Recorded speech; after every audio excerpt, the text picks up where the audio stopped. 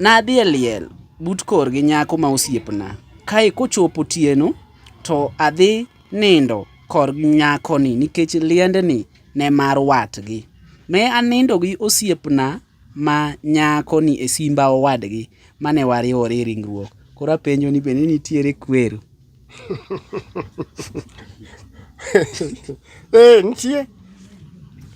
Nyake mne diga onu wo ne kidiga onu nyako dalagi.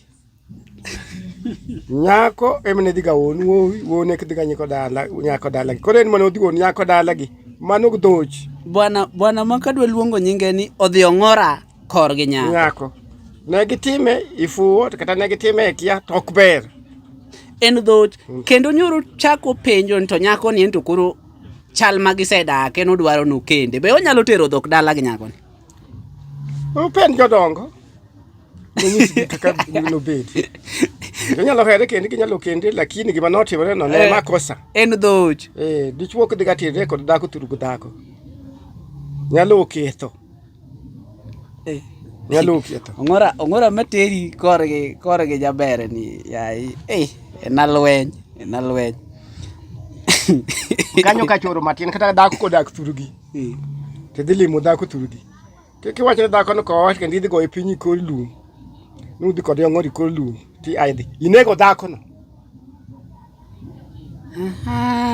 Dichuo kodhi timo ng'ora turugo dhako. Turugi dhako. Mnano ber ma bwa ne pod ginosiep. Ne ginosiep ok ne gikendore.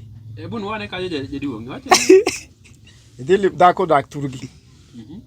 Tidhili mi turugi. Koro seche moko go mbaka minyoso dhako mbaka. To wacho ni wabari bungu ka.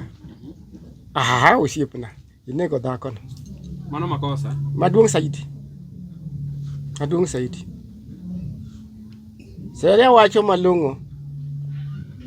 Dhako emikendo kata dhi dala gi dichuo. Dichuo kende ga dhi kendo turugo dhako.